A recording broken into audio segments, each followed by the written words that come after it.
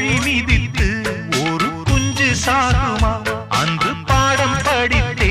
அது பழைய பழமொழி குஞ்சு மிதித்து